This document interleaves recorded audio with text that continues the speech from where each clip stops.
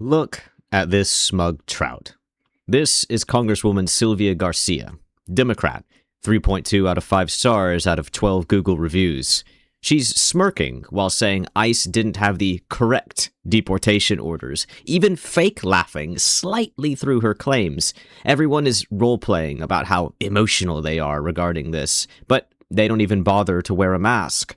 This smile is everything you need to know about the left's empathy. All of the terminology they use, all of the framing they set, it all points to one thing, and it's not kindness. They had an administrative warrant. Now, let's be clear, it is an ALJ-signed administrative warrant, not an arrest warrant like I have signed before as a judge, and not an arrest warrant like the kind that the DA would ask us to sign. They are standing on Lorenzo's corpse and smiling because they think they've owned the chuds. And that's all they care about. It's not black supremacy, it's not abortion, it's not LGBTQ, it's not Islam, it's not socialism, and it's certainly not the random people from other countries, the ones they call their neighbors, who have illegally entered this one. The only thing they care about is winning the imagined war against their imagined enemy, their own country.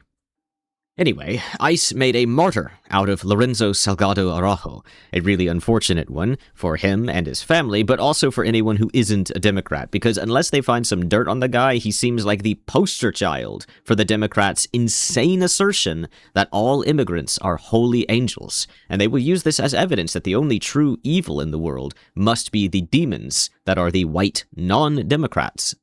The story goes that they accidentally identified him as someone else that they were looking for, and then they gunned him down whilst attempting arrest, and then they claimed that he tried to ram them, which is why they had to shoot. And witnesses say that he didn't try to ram them. I think the only real witnesses might have been the other people in the van who were also illegal immigrants, but there's no body footage. Alas, unless new evidence arises, it's a case of he said, she said, and as the Democrats are the well-established pity party, I think we know which ways the winds of empathy will blow. The Inspector General and the FBI are doing their investigations, but obviously the Democrats wouldn't believe them even if they provided video evidence of ICE's innocence, so the result of the investigation is kind of sort of meaningless, as is currently speculating on it, so I'll just move on to other things. First, I want to talk about Lorenzo himself, and after that, the very weird reaction to all of this by the Democrats. So, Lorenzo, almost 35 years in the country, illegally, and no green card. After 35 years, even the Biden era, and still no green card? Democrats will talk about how he had no criminal history, and fair enough, he was nonviolent, but 3 decades as an illegal immigrant seems like a pretty lengthy record in my eyes. That's almost as shocking as spending 30 years in the country and no one realizing it. Most of his life, having children, working, owning a house, and no one realized? It always baffles me how you can live in, this isn't a third world nation, right? We're a third world nation where the government is super corrupt and no one cares if there's illegal aliens. It's the USA. It's the USA, the most powerful nation in the world, where the government is super corrupt and the Democrats don't care if there's illegal aliens. They're not even calling him illegal, rather. They're calling him an undocumented immigrant. That's the politically correct term that started, I think, somewhere around the Minnesota debacle. But illegal invader is also an accurate way to describe these people. That PC terminology, I think, is proof of the sickness, that they would talk away the crimes against their own country. And the willingness to do this is proof that people did realize that this guy was in the country. They just didn't care to stop it. And the same is true for countless other people, and you do have to wonder what would have happened if he wasn't an illegal immigrant. Would he be alive? Would he have been gunned down by the cartel 30 years ago? Who knows? I certainly don't know. It wouldn't have ended this way had he not been illegally entering the country. Now, look, I don't want to hate on Lorenzo. I'm not going to put words in his mouth about who he voted for, what kind of guy he was. I don't know. If the rumors are true that he had no criminal history, at least for the 30 years he spent in the USA, illegally, and he had several children and a wife, then he was presumably just a normal guy, chasing the American dream with a tiny bit of international invasion as a bit of background lore, to be dark and mysterious. Well, I get why he wanted to come to America, and I get that anyone who does such a thing is taking away from the host country's economy, their jobs, the houses, etc., but I obviously don't want someone who isn't even trying to physically hurt anyone to die as a result of that, provided there was no sort of violent struggle with ICE or anything. That's up in the air still. Yet, the fact remains that he was an illegal, and this fact shines a light on the many aspects of America that Democrats willingly blind themselves to. Let's take a look at some of those, as some coincide with the Democrats' bizarre reaction to this at the end of the video. Well, despite being an illegal immigrant from Mexico, he had a really nice middle to upper class house, it seems, based off of this birthday picture. He had a loving wife whom he had known since his teens, and he had 3 sons that I know of. Now, maybe you'd want a daughter, but that's a life that any man would be happy with. Yet, that life came at a cost. For the past 30 years, he's lived here as an illegal immigrant, which his wife must surely be as well, based on the story of them being together since their teens, so she's likely going to be deported, and their sons are presumably anchor babies, so I guess they can bring their mother back in, or maybe they'll be able to stop her from leaving. I don't know what kind of ridiculous scenario is going to play out, but bizarrely, he had only recently been trying to get his papers. At least that's how people are framing it, as if he was nearly an LPR, a lawful permanent resident, but other sources say he had nearly gotten a work permit, which is odd because I thought his kids could have sponsored him for a green card by this point. I mean, they seem to be adults, at least one of them is. So it seems to me then obvious that Trump lit the fire, burning the brush the Democrats had used to blind the country to this problem, like a hedgerow that just obscured all of the illegal immigrants from the normal people's eyes, and Trump, well, he poured down the gasoline and lit the match, and people like Lorenzo scrambled to get everything in order after sitting on their hands for 30 years. Mind you, they didn't even enter the right way. Something the left never cared about. When they say the right way, they only use this as a social weapon against the right wing because the left cannot fathom the concept of remigration. But here's the thing. It's not just that him and his wife were illegals. Reportedly, one of the other men in the van was either Lorenzo's brother or brother-in-law, and I'm sure he was aware of the immigrant status, or lack thereof, and possibly guilty of such a status himself. Furthermore, the van they were arrested in, driven by Lorenzo, had set out in the dark hours of the morn and was picking up workers for a job when ICE chased them. One of the guys in the van, Daniel Tirado, sorry, I'll speak Spanish, called his wife and told her that they were being followed. So Daniel knew that these unmarked vehicles were following them. Isn't that strange? So he must have known that they were either a gang or that they were ICE following them. And I'm willing to bet that all of these guys were illegals. At least another mention, Jose Rojas, was a 51-year-old Mexican national that was reportedly living in the U.S. for decades as well, without legal status, just like Lorenzo. So they probably thought this was ICE following them, don't you think?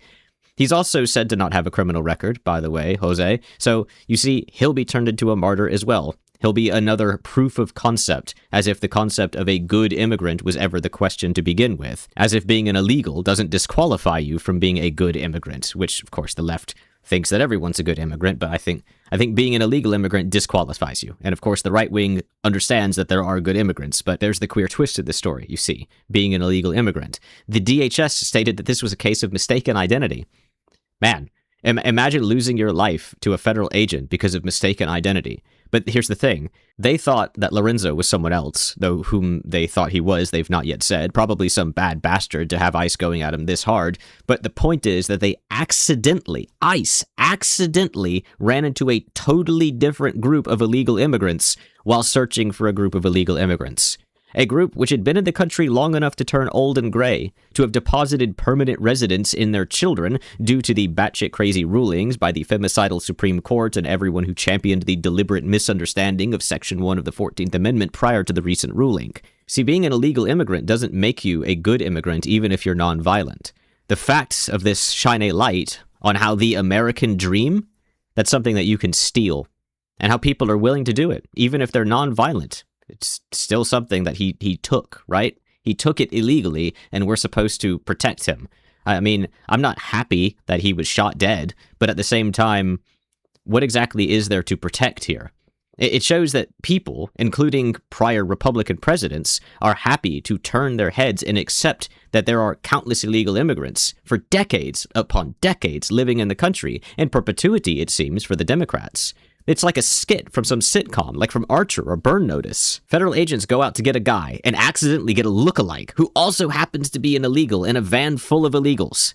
I mean, it's a comedy. The only tragedy is that Lorenzo died. Were it not for that, the pendulum would have swung in the complete opposite direction for ICE and the right. It would have been the ultimate told you so for the Republicans. Instead, the Democrats now have the honor of doing that, though their nonsense is still flawed by the fact that these people were not LPRs but IPRs. Illegal permanent residents, as it didn't seem like they had any intention of leaving. Now, onto how the Democrats are reacting.